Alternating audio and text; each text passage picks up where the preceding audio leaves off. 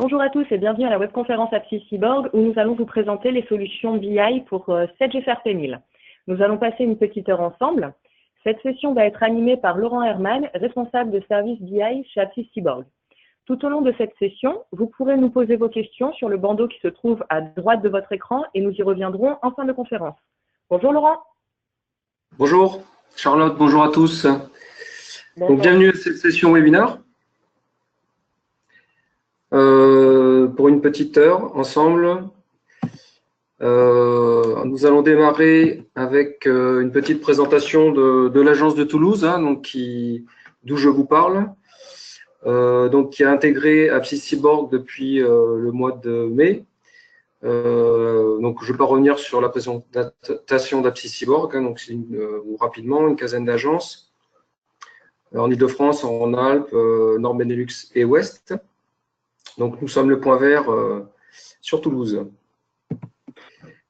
Apsis Cyborg Toulouse, qu'est-ce que c'est? Donc, déjà, quelques chiffres clés. C'est plus de 15 ans d'expérience, notamment du point de vue BI.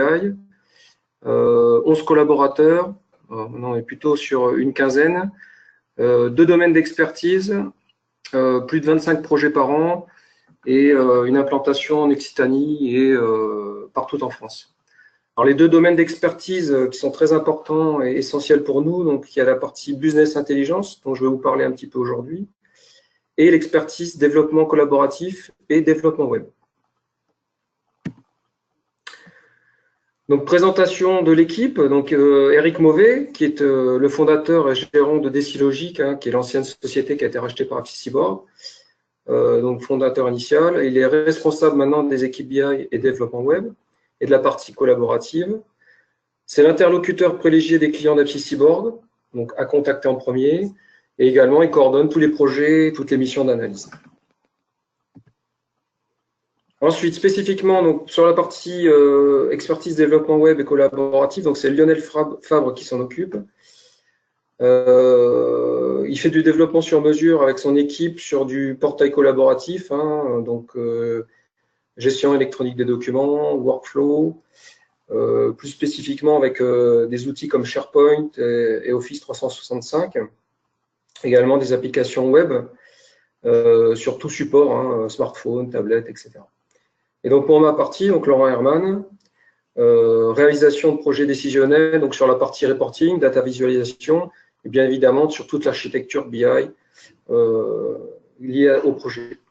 Donc, on travaille plus spécifiquement avec des outils Microsoft BI, donc notamment SQL Server. Et en termes d'outils de reporting, on travaille avec Power BI de plus en plus, Infineo, essentiellement sur des parties finance, mais ça peut s'appliquer aussi sur d'autres domaines d'activité, et MyReport, donc de la société Report One. Les enjeux de la BI, donc c'est le thème de ce webinaire sur la partie FRP1000. Donc, les enjeux, c'est créer de la valeur ajoutée à partir des données de vos entreprises. Donc, on a illustré cette diapo avec une image pour donner du sens, en fait, dans le projet BI que nous vous proposons. On vient s'intégrer dans votre processus d'entreprise. Ce n'est pas quelque chose d'à part, donc on vient bien s'intégrer dans votre SI, dans vos besoins de reporting et dans votre besoin décisionnel. Les enjeux de la mise à disposition de l'information. Donc on pourrait résumer ça avec une phrase qui serait améliorer l'organisation en mettant à disposition de tous les collaborateurs une information pertinente dans le but de prendre des décisions appropriées et ce, le plus rapidement possible. Donc ça se manifeste en 6 points clés que je vais décrire après. Donc tout d'abord, on fiabilise. Fiabiliser, c'est l'information qui est vérifiée et vérifiable. Donc ça, on attache une attention toute particulière à cette partie-là parce que en BI, d'avoir des informations justes et vérifiées, c'est très important. Ça permet d'adhérer l'équipe, projet et les utilisateurs finaux. S'ils savent que l'information est vérifiée et vérifiable, l'outil de reporting et les solutions BI seront utilisées et il y aura une forte adhérence. Disposer de l'information, c'est faciliter l'automatisation pour dégager du temps de pilotage. Ce qu'on rencontre souvent en analyse chez les clients, c'est des utilisateurs finaux qui essayent de récolter l'information d'un peu partout, de leur système d'information, de leur RP, qui centralisent cette information-là dans un fichier Excel. Donc, c'est ce sont les rois du recherche V, du SUMSI, etc. Et toute cette énergie-là est dépensée à 80% justement pour récolter cette information-là. Et souvent, il reste 20-30% pour dégager du temps de pilotage. Alors que ça devrait être effectivement un rapport qui devrait traverser plus de temps de pilotage et moins de temps à récolter l'information. C'est ce que propose la solution décisionnelle. Partager l'information, donc c'est faciliter la diffusion de l'information en interne et à l'extérieur. Donc il y a des outils maintenant, notamment Power BI, vous avez des portails qui vous permettent de diffuser des rapports. Infineo va proposer dans quelques semaines également un portail web qui vous permet aussi de diffuser de l'information d'une façon centralisée. Mémoriser, ça c'est très important, ça permet de conserver les données du passé. Donc pour des domaines d'activité comme les assurances, c'est un impact très important parce qu'ils ont besoin de conserver, je crois, c'est entre 5 et 7 ans d'historique pour répondre à des besoins légaux, c'est-à-dire qu'on les oblige pour remonter dans le passé, pour justifier de certaines actions d'assurance, etc. Adapter, donc c'est les projets BI permettent d'être gérés par itération successive. Donc il y a un premier run qui est réalisé et effectivement la structure telle que nous la mettons en œuvre permet de faire des itérations successives avec d'autres sources de données et ça s'impacte très facilement dans le BI existant. Et enfin, la partie sécurité, c'est simplifier l'accès des droits par les utilisateurs ou par profil. Donc c'est important quand vous mettez à disposition de l'information de savoir qui a accès d'une part et surtout de savoir à quelle information cette personne a accès. Voilà, donc il y a vraiment deux niveaux de sécurité sur lesquels je reviendrai plus tard. Donc l'enjeu de la mise à disposition de l'information, c'est avoir la bonne information au bon moment et au bon format pour la mettre à disposition de vos collaborateurs. Alors notre valeur ajoutée, dans ce cadre que je viens de vous exposer, c'est des tendances actuelles qui vont s'amplifier et s'accélérer. Il y a des données qui sont de plus en plus nombreuses. L'utilisation de l'information externe devient vraiment une réalité. On parle beaucoup de big data, notamment. Donc en PME, on n'en est pas encore là. Quoique, on pourrait imaginer notamment d'aller chercher de l'information en grande quantité. La prise de décision doit être de plus en plus rapide et pour être efficace. Donc il faut accéder rapidement à l'information et puis à une information vérifiable, comme je le disais préalablement. Donc la réponse d'Aptiv Cyborg à ces tendances est une approche BI vraiment à part entière, donc où l'objectif est de gommer la complexité technique pour permettre une vérification de la donnée par les utilisateurs.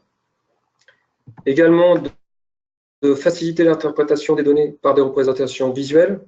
Donc il y a une tendance actuellement dans la BI de passer d'un modèle de visualisation tableau vers quelque chose d'éléments plus visuels, c'est ce qu'on appelle la data visualisation, avec de plus en plus de graphes, notamment sur des cartes, sur des visualisations animées également.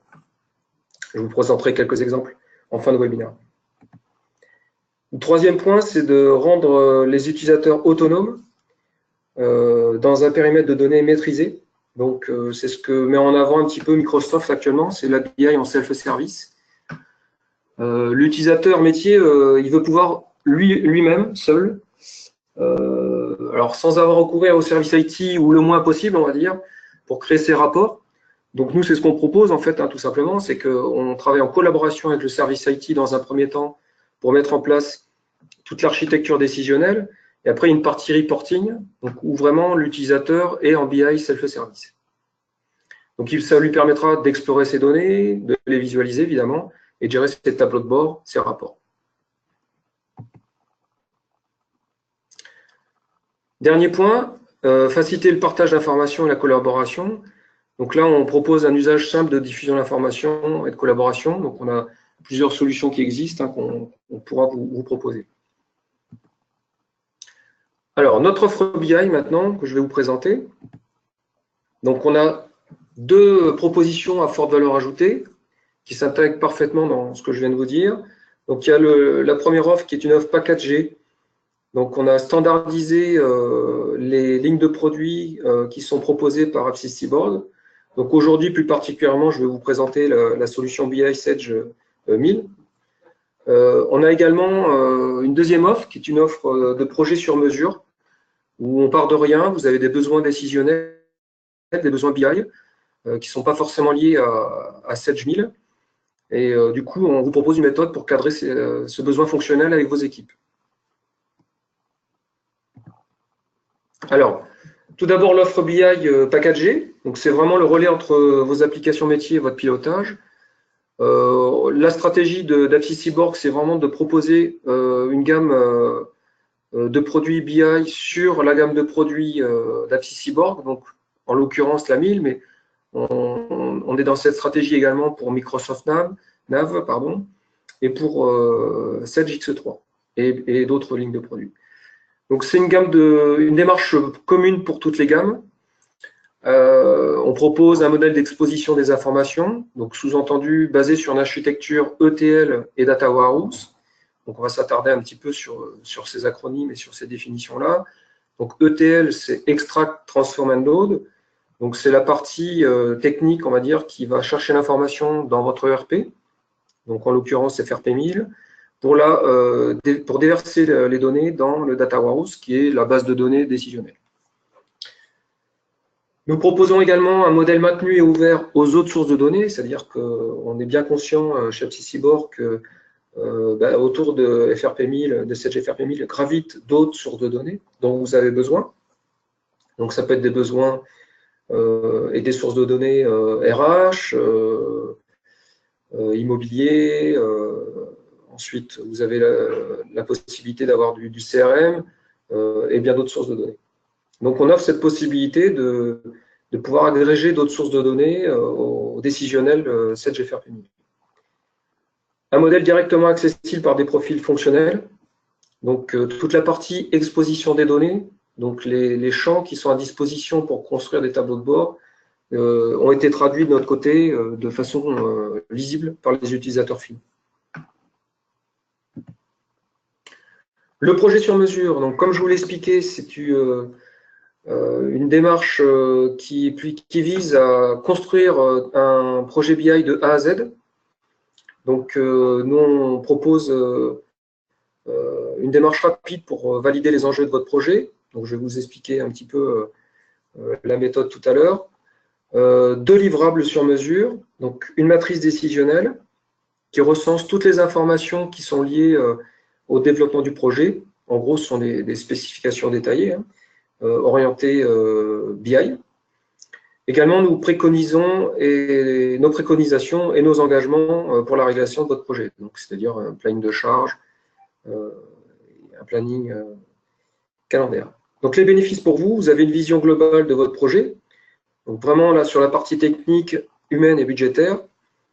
Et vos équipes sont directement embarquées dans le pilotage du projet. Alors, ça fait maintenant 3 ans qu'on a mis en œuvre cette méthode-là. Il y a une vraie adhésion durant ces ateliers d'analyse. C'est très intéressant, il y a beaucoup d'échanges, il y a beaucoup d'informations qui sont échangées. Et à la fin, les équipes sponsors, il y a une vraie adhésion sur le projet BI. Alors, comment se déroule un projet sur mesure? Donc, il y a l'identification de vos besoins. Donc, on passe par la phase cadrage, que je vais vous présenter plus en détail dans la diapo qui suit. Donc, avec des livrables, évidemment, une matrice décisionnelle. Les ateliers sont orientés fonctionnels et techniques, c'est très important. Ce sont 2 équipes que nous sollicitons de la même manière. On met en place des scénarios d'utilisation. Donc, du coup, quels sont vos besoins en termes de BI,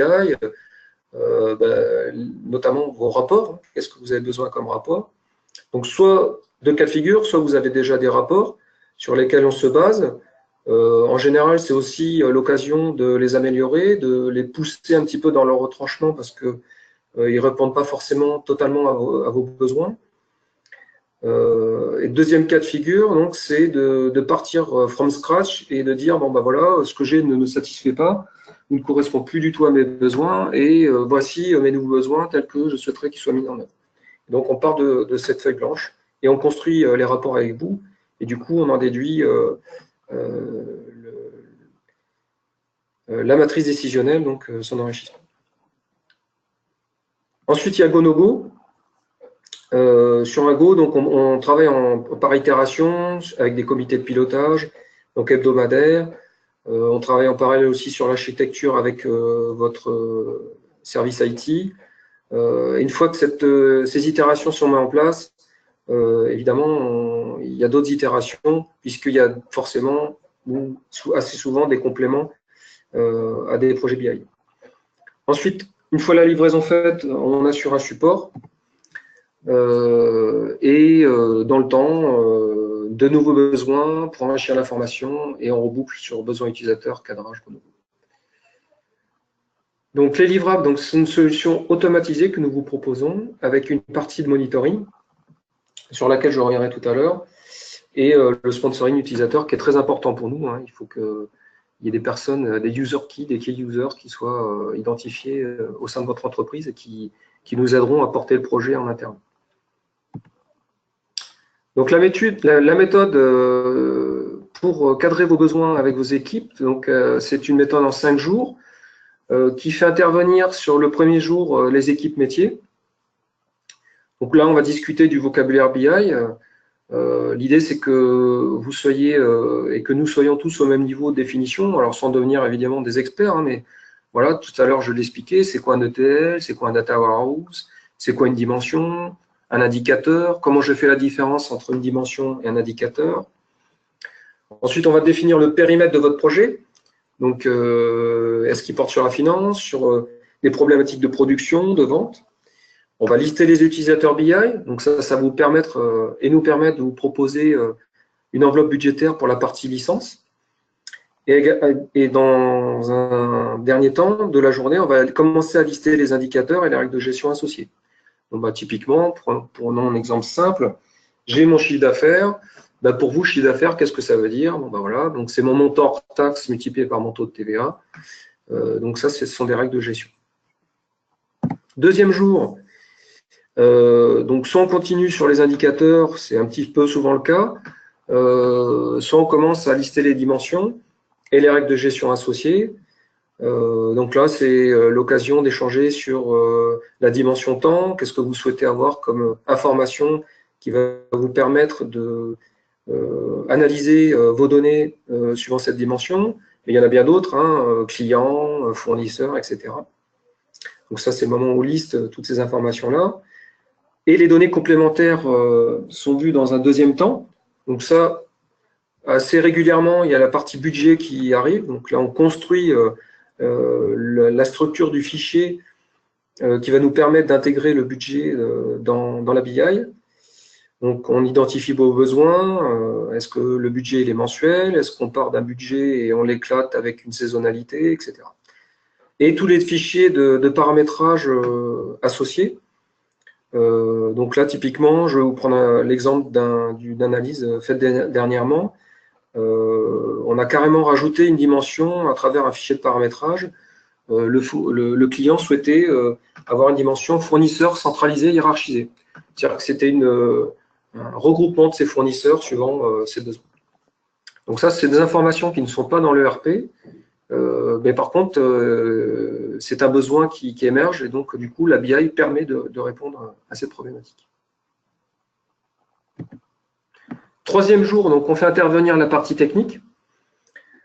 Donc, ce sont des personnes qui sont un petit peu à cheval entre le métier et qui ont quand même une forte connaissance de la base de données de votre système source. Donc, ça peut être un autre ERP, mais ça peut être aussi des outils métiers.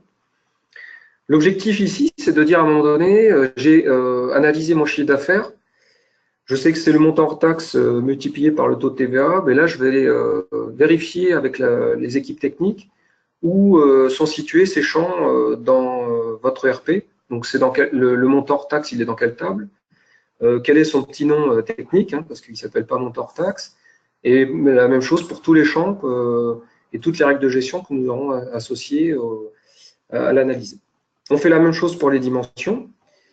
Et puis en fin de journée, on parle un petit peu de l'analyse de l'infra-cible, donc de quoi vous allez avoir besoin en termes de serveurs, BI et serveurs SQL. Donc là, en fonction de votre volumétrie, on va identifier quels sont les besoins et comment on va calibrer le serveur BI. Donc tout ça, cette partie-là, on reviendra dessus plus en détail. Jour 4 et 5, donc un petit peu de rédaction de notre côté, donc ça se passe dans nos locaux. Donc on finalise la rédaction des livrables, donc matrice décisionnelle, un cahier des charges qui regroupe l'ensemble des informations de manière plus littérale, et un planning prévisionnel. Donc une fois que votre projet BI est en cours de production, nous, on s'est posé la question et nos clients nous ont aussi posé des questions, mais c'est comment est-ce que je peux gérer et suivre au quotidien cette partie-là. Donc, au départ, on a un petit peu répondu de façon reporting, c'est-à-dire qu'on a des logs, des journaux qui permettent d'identifier les erreurs, le déroulement des ETL qui se déroulent souvent la nuit, au moins une fois par jour. Du coup, on a répondu en termes de reporting, mais ce n'était pas assez suffisant au goût des clients et à notre goût. Donc, du coup, on a développé en interne une application qui permet de centraliser 3 briques d'information, en fait. Donc, la partie administration, donc, qui permet de gérer les connexions à vos sources de données. Il arrive parfois qu'il y ait des migrations de votre SI et votre ERP change d'emplacement d'un serveur à un autre. Et du coup, là, cette interface permet justement de gérer les connexions à vos sources de manière assez simple. Hein. Donc, ce sont des interfaces web. L'application web, ce qu'il faut savoir, c'est important, elle est installée en général à 99% sur le serveur BI dans vos locaux. Donc, il y a un aspect sécurité et une gestion de la diffusion de l'URL qui est assez simple. Une deuxième fonctionnalité qu'on propose, c'est d'activer ou de désactiver une source. Donc ça nous sert beaucoup en phase d'itération sur l'intégration d'une nouvelle source. Donc du coup, on peut la gérer facilement en phase de recette. Ça vous permet également de gérer aussi les personnalisations, hein, donc les fameuses ESM sur FRP 1000. Et également, on propose une fonctionnalité qui est de lister votre référentiel d'indicateurs et de dimensions. Donc c'est-à-dire que le Data Warehouse propose une liste de champs qui sont des dimensions et une liste de champs qui sont des indicateurs. Et donc, on a listé toutes ces informations-là en table dans la base de données BI. La deuxième brique importante et intéressante pour vous, c'est la partie monitoring, donc du monitoring, donc du suivi d'état, du déroulement des chargements. Également, on a des rapports hein, dans l'interface web qui permettent de suivre la volumétrie du data warehouse, donc d'alerter, d'être alerté sur potentiellement des disques qui deviendraient insuffisants en termes de stockage. Il y a une partie d'alerte également automatique, c'est-à-dire que si un ETL devait rencontrer des erreurs durant son déroulement, on peut paramétrer des adresses email ou des listes ou des groupes. Et du coup, il y a un email qui part automatiquement en temps réel vers ces boîtes. Donc la BI sur Apsys Cyborg sur la partie FRP 1000. Donc c'est une base business intelligence qui est maintenue et qui est liée automatiquement à votre ERP. Donc c'est la partie rose hein, exposée. Des modèles utilisateurs et des états clés en main que vous pouvez personnaliser. Donc la partie adressage, hein, notamment donc les sources de données. Donc évidemment en standard Apsys Cyborg, on propose de vous connecter sur du Sage et sur l'éditeur de Microsoft. mais on peut également tout à fait, et ça arrive assez souvent, se connecter sur d'autres systèmes, des outils métiers, du CRM, etc. Donc la partie exposée en rose-violet, elle est en liaison automatique et indépendante. Je reviendrai sur ce sujet-là tout à l'heure, par rapport à votre source. Donc, on utilise essentiellement les briques Microsoft BI, donc notamment SQL Server, avec le module Integration Services et également Analysis Services pour toute la partie Cube. En dernière brique, la partie visualisation, donc pour vous assurer l'autonomie des utilisateurs non informaticiens, ça c'est important, hein. Pas que l'utilisateur final il ait une casquette d'expert technique, hein. Son métier c'est souvent d'analyser l'information pour piloter l'entreprise. Donc des représentations de données, des tableaux de bord prêts à l'emploi, donc on a un petit pack de tableaux de bord qui sont évidemment personnalisables, hein, et vous avez la possibilité, à travers tout le dictionnaire de données que nous vous proposons, de créer une multitude d'autres tableaux de bord. Donc, deux outils de reporting pour cette partie-là. Donc, Power BI, donc, qui a apparemment une courbe de croissance assez importante, hein, donc, qui est assez fortement mis en avant par Microsoft. Et Infineo, donc, qui est une société qui propose du reporting sous Excel. Alors, quelques enjeux techniques que je vais vous présenter là, notamment l'objectif de cette diapo, c'est de vous expliquer un petit peu pourquoi on fait de la BI et pourquoi c'est pas la BI, c'est pas juste de transférer de l'information de votre source vers un data warehouse. Donc là, on montre une notion qui est la modélisation transactionnelle, hein, que vous retrouvez sur votre ERP, donc sur le cadre gris à gauche.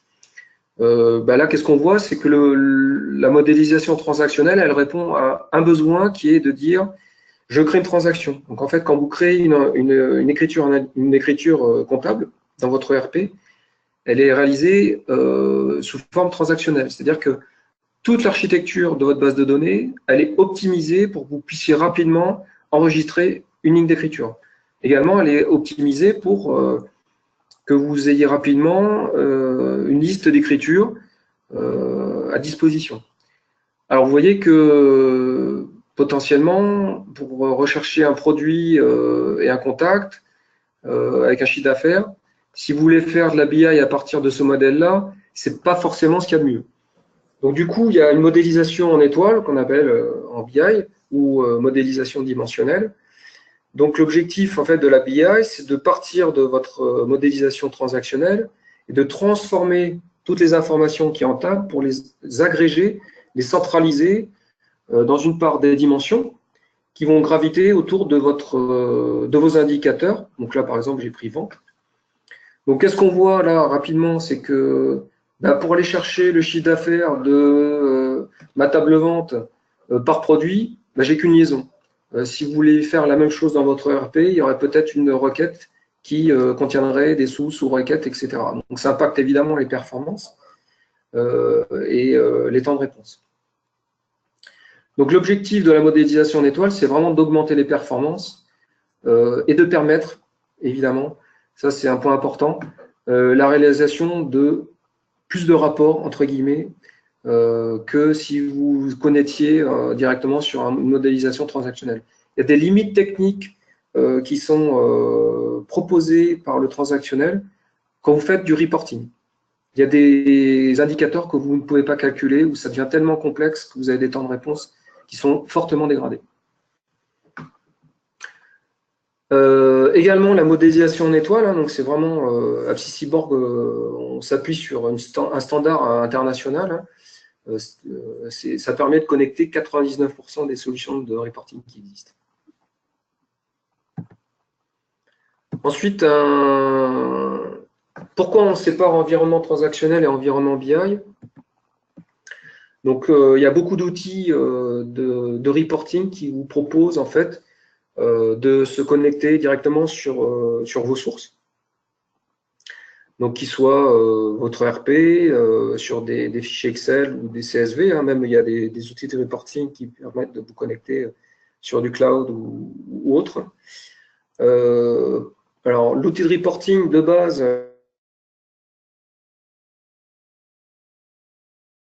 aussi une gouvernance, hein, donc on en parlait tout à l'heure, c'est sur la partie sécurité. Quels sont les utilisateurs qui ont accès à telle donnée et surtout dans la donnée, qu'est-ce qu'il peut utiliser. C'est-à-dire que typiquement, hein, un commercial de la région Nord n'a pas vocation à voir les informations du commercial de la région Sud. Donc, qu'est-ce qu'on voit également aussi dans cette diapo au niveau reporting, c'est que on divise les utilisateurs BI en deux catégories. Donc, il y a les plutôt orientés techniques. Alors, technique au sens, je suis en capacité de construire un rapport à partir de l'outil de reporting et de diffuser ce rapport. Et il y a on va dire, les utilisateurs BI de base qui, eux, leur objectif, c'est de consulter des rapports, éventuellement de manipuler des filtres pour pouvoir naviguer dans la dimension temps, ou de réduire l'information, et surtout donc de produire des analyses pour pouvoir piloter l'entreprise. Notre valeur ajoutée chez AppSys Cyborg, c'est de proposer une brique intermédiaire, donc, qui est le Data Warehouse, qui nous permet d'ajouter des fonctionnalités, je dirais, par rapport à des outils de reporting qui sont directement branchés aux sources. Donc, on a la capacité de gérer une volumétrie beaucoup plus importante, et puis surtout dans la durée, puisqu'on maîtrise complètement le serveur BI.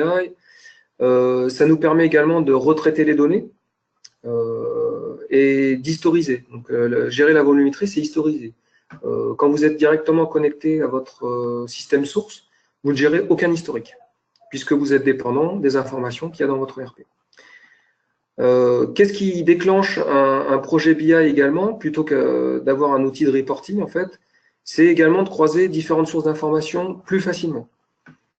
Donc, on a la capacité de centraliser différentes informations dans le Data Warehouse assez facilement, de retravailler cette information pour la connecter avec le ERP, pour pouvoir la restituer aux utilisateurs finaux. Donc, un des principaux objectifs de la BI, c'est aussi l'autonomie du système BI.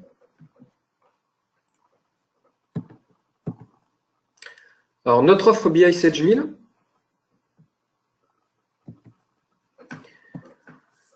Donc, la solution BI Sage 1000 s'inscrit dans notre nouvelle stratégie BI, donc pour toute la gamme ERP, hein, c'est ce que je disais tout à l'heure par rapport à l'offre packagée. Donc, quelles sont les caractéristiques un petit peu plus détaillées de cette offre?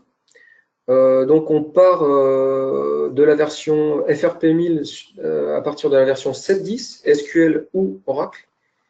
On est en capacité de se connecter sur du monobase, du multibase, du mono et du multi en même temps.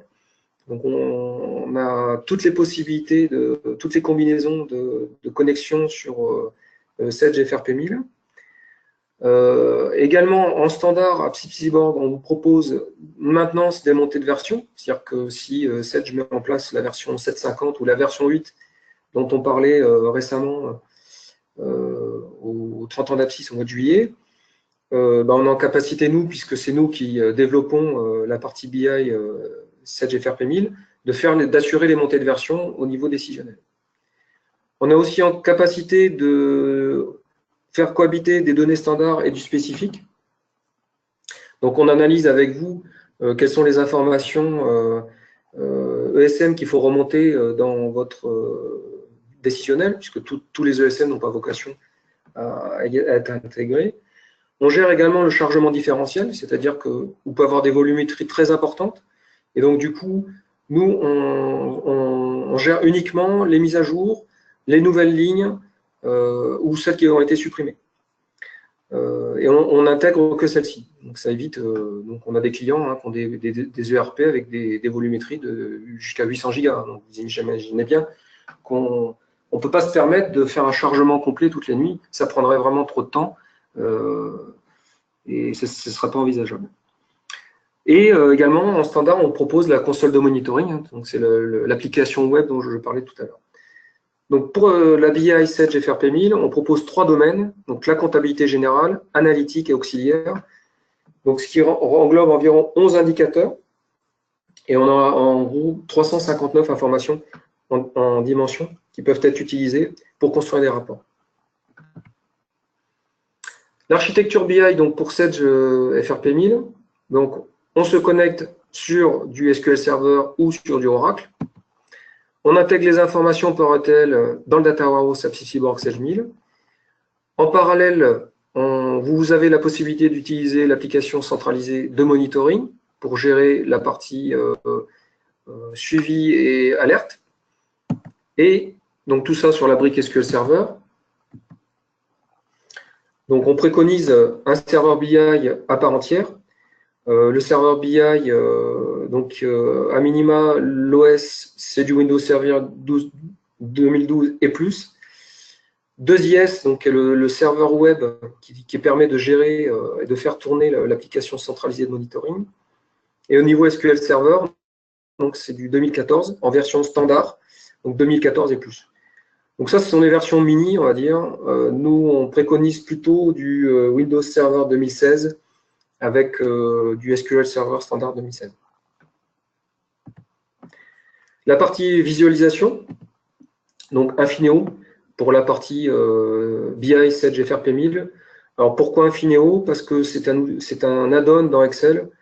C'est un outil qui permet vraiment de gérer correctement et de manière efficace les rapports que vous pouvez construire sur la partie finance.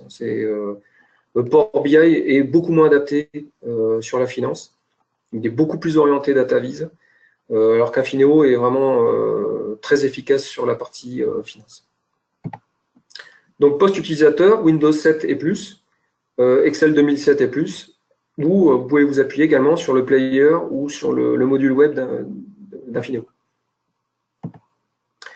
Alors, architecture évolutive, donc on repart des mêmes briques, avec l'ETL programmé et à la demande. Donc là, je vais m'attarder un petit peu sur la partie ETL à la demande. Donc c'est une demande très forte des clients, c'est-à-dire que l'ETL, naturellement, on le fait tourner une fois par jour, sauf qu'il y a des cas d'école qui font que vous avez des besoins d'ETL à la demande et vous intégrez de nouvelles informations, de nouvelles écritures dans votre compta, notamment au moment d'écriture, par exemple. Et vous avez besoin de voir immédiatement quel impact ça a eu dans vos rapports. Donc, du coup, on a une possibilité de TL à la demande qui permet de faire tourner le TL quand vous le souhaitez. Alors, l'évolution également, c'est qu'on vous propose Infineo et Inside comme outil de restitution, mais on pourrait très bien imaginer que vous avez déjà des outils de reporting au niveau de votre groupe.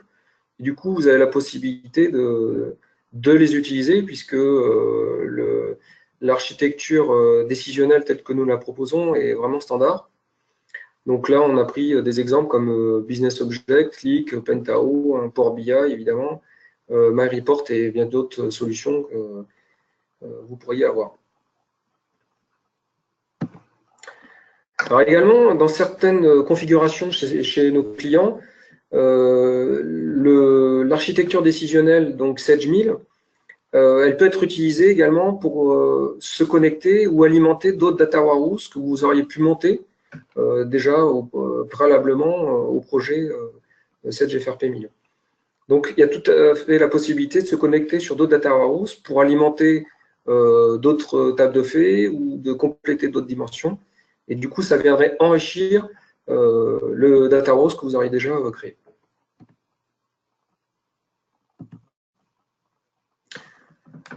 Donc, reporting et BI, quelles sont les différences sur la partie FRP 1000? Donc, il y a une offre qui vous est proposée qui s'appelle Reporting Sedge FRP 1000, donc qui est un outil de restitution qui est directement connecté aux bases de production. Et il y a également une deuxième offre que je vous présente aujourd'hui, qui est la BI Sedge FRP 1000, qui est un projet plus global qui permet de mettre en œuvre les outils de restitution couplés à l'architecture décisionnelle, donc toute la partie Data Warehouse et ETL. Là, on va passer en revue maintenant un petit peu le détail des modélisations, hein, donc, tel que nous le proposons dans notre offre BI 7GFRP 1000. Donc, au centre, tous les indicateurs de comptabilité générale et gravitent autour toutes les dimensions. Donc là, on a la possibilité d'analyser l'information de votre solde par le journal, par le compte comptable, évidemment. Je vous laisse un petit peu découvrir cette partie-là.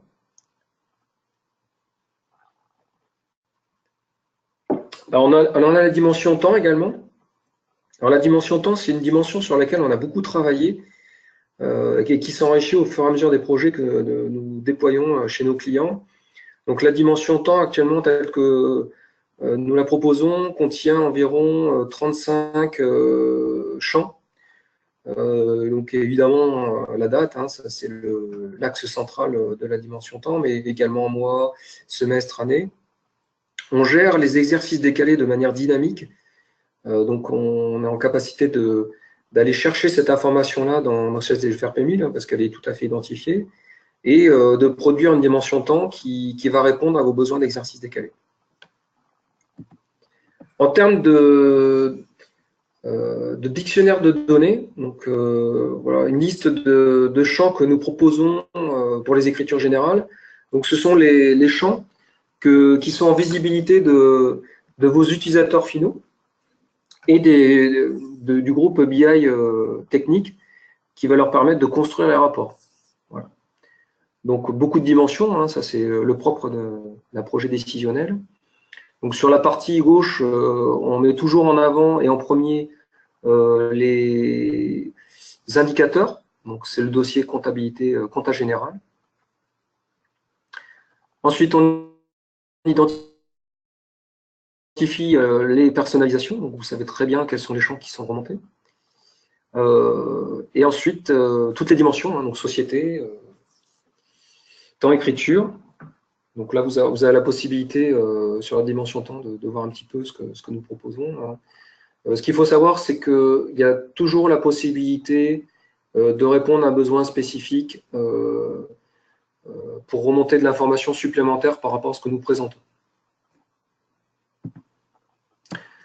Pour les écritures analytiques, un petit peu moins de dimensions, mais ça c'est lié à sa nature. Tous les indicateurs analytiques, on retrouve la dimension temps, donc évidemment nature de flux, section analytique, qui sont propres à cette modélisation. Donc pour les écritures analytiques, voici la liste des champs que nous proposons. Donc un petit commentaire à droite qui est très important.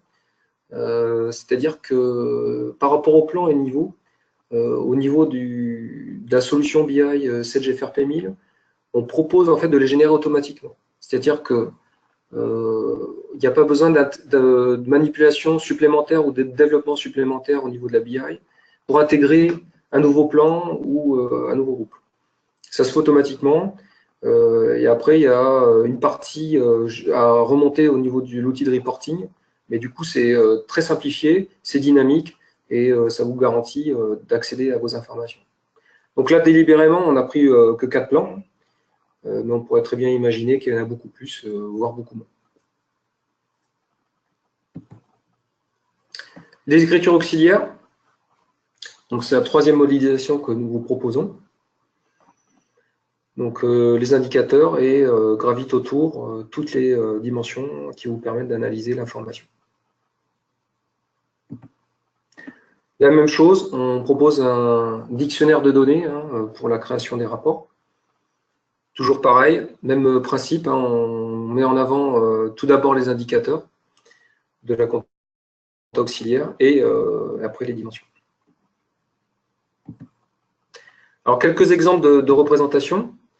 RH, réseau, achat-vente, on va faire un petit tour. Donc ça, ce sont des rapports qui ont été créés avec l'outil Inside, hein, donc de l'éditeur Infineo, sur la partie RH. Donc on a toujours sur la partie gauche ou en menu dans une feuille Excel des informations qui vous permettent de centraliser tous les filtres que vous pourriez avoir et qui s'appliqueront potentiellement à tous les rapports que vous avez dans votre classeur Excel. Un deuxième tableau de bord orienté RH avec des choses un petit peu plus visuelles sur la partie jauge, hein, qui vous donne donc du coup un aperçu assez rapide. Quelques graphes sur l'évolution de la masse salariale. Donc c'est aussi pour vous présenter, pour vous proposer d'autres tableaux de bord pour présenter et analyser la même chose, hein, parce que ce qu'on a vu précédemment, vous voyez qu'il y a des similitudes. La partie trésorerie. Donc là, c'est un tableau qui se présente sous forme de temporelle. Hein, donc il y a les mois et l'année sur la partie gauche. Et du coup, en colonne, vous avez votre solde, les OPCVM, les placements, la situation nette, et une partie graphique qui vous permet d'avoir un suivi visuel sur votre solde. Un exemple sur la partie achat, avec des évolutions d'achat sur 12 mois glissants, des catégories de fournisseurs, le taux de remise global, hein, donc c'est des indicateurs assez visuels hein, qui vous permettent rapidement de savoir où vous en êtes pour pouvoir réagir et prendre des décisions. Un exemple sur la partie vente, avec une répartition géographique et une répartition du chiffre d'affaires par service et par commercial. Une représentation graphique sur la partie finance, donc, qui est très synthétique. Hein. L'objectif, c'est vraiment de voir qu'est-ce qui se passe dans votre entreprise. Là, je vais vous parler un petit peu maintenant des évolutions et des tendances, notamment sur la partie data visualisation. Donc, en finance, on est plutôt habitué à avoir des rapports plutôt statiques. Hein. On voit que je vous ai présenté des choses un peu plus évoluées en termes de rapports, mais on peut aller plus loin en termes de data visualisation. Et là, c'est pour vous donner un petit peu les tendances sur ce qui se fait actuellement en termes de reporting et data visualisation. Donc là, clairement, on est sur d'autres outils de reporting, hein, type Power BI. Également, la possibilité de faire du storytelling hein, avec des outils de reporting. Donc là, c'est être capable de rendre compréhensible une profusion de données. Hein. Donc là, vous imaginez bien, là, typiquement, c'est l'évolution de température sur le siècle. Donc là, il y a une masse d'informations énorme qui est résumée en quelques secondes par du storytelling en termes de visualisation. Donc en conclusion, différents scénarios hein, selon votre contexte que on pourrait identifier comme vous avez simplement 7GFRP1000 et du coup la solution BI 7GFRP1000 répondra très bien à votre besoin. On vous propose un système de licensing et de maintenance BI. Vous avez, deuxième cas, 7GFRP1000 en version 7.10 ou plus et d'autres sources de données. Donc, on a en capacité d'agréger, de mettre en relation ces informations-là et de les centraliser au niveau d'un data warehouse. Donc, même principe, donc licensing et maintenance BI pour la partie 7GFRP1000. Et on étudie ensemble, donc dans le cadre de l'offre sur mesure, pour intégrer et enrichir votre solution BI. Donc, nous étudions vos autres sources de données, préconisations. Donc, ça, c'est les ateliers de 5 jours. Nous réalisons l'intégration de votre premier domaine fonctionnel et après, on itère et on accompagne vos équipes dans la durée. Ou tout simplement, vous n'avez pas 7GFRP1000 et on part sur un projet BI de A à Z. Donc, le projet sur mesure. Donc, notre valeur ajoutée, c'est la combinaison entre la connaissance métier et la mise en place d'une architecture dédiée pour votre BI. Et je vous remercie pour votre écoute. Donc, si vous avez des questions, n'hésitez pas. Je reprendrai avec plaisir. Merci Laurent pour